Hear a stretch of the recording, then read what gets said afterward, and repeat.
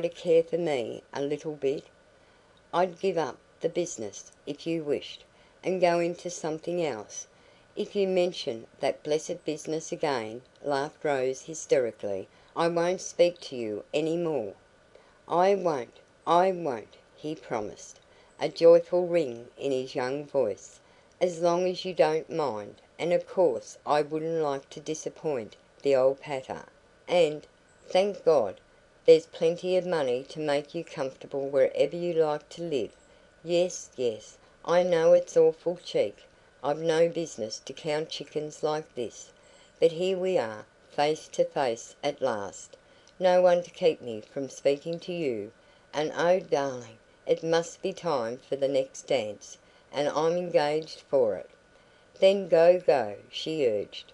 "The one after this is ours, and I will wait here for you till you come back. It is only Jim, and he doesn't matter. I must be alone to think, to make up my mind." "You angel!" for he knew what that meant.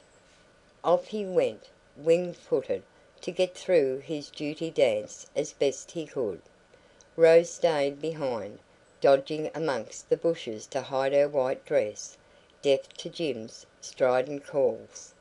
And then, presently, the lovers flitted out of the gate, across the boys' cricket ground, and down the bank of one of the 5 creeks, where Rose knew of a nice seat beyond the area of possible disturbance.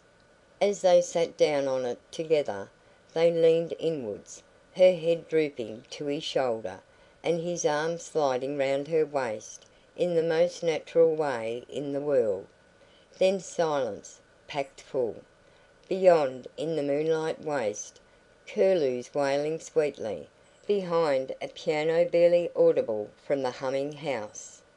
"What's the matter?" asked Alice Urquhart, when her bedfellow broke out crying suddenly, for no reason that appeared. "Oh, I don't know," cackled Rose. "I am upset with all this." "What has upset you? Aha! I saw you and that good-looking young Mr Breen making off into the garden. You've been having a proposal, I suppose?" "Yes," sobbed Rose, between two foolish laughs, and forthwith poured out the whole story to her bosom friend. She and Peter had decided not to disclose it to a soul until further consideration, but she was so full that a touch caused her to run over. Miss Urquhart's feelings, when she realised the fact that one of the Pennycuicks was committed to marry a draper, expressed themselves at first in a rather chilling silence. But subsequently, having reviewed the situation from its several sides, and weighed the pros and cons, she decided to assist her friend to make the best of it, as against all the potential enemies. "Of course, they will be as mad as so many March hares," said Alice, referring to the other Pennycuicks. "But after all, when you come to think of it, what is there in a draper's shop any more than in a soft goods warehouse? And that's quite aristocratic, if it's big enough. Trade is trade, and why we should make chalk of one and cheese of another passes me. Oh, you've only got to be rich nowadays to be received anywhere. These Breens seem well off, and anyway, there are the Simpsons. They are all right." "Solid comfort, my dear, is not to be despised, especially when a girl can't pick and choose, and may possibly never get another chance. He is awfully presentable, too, and most gentlemanly, I am sure. Oh, on the whole, if you ask me, I'd say stick to him." Alice's voice was sad, and she sighed inwardly. "I'm going to stick to him," said Rose. "Well, you may count on me. I'll get them all asked here for a picnic, and we'll go over to Bundaboo to invite them, tomorrow.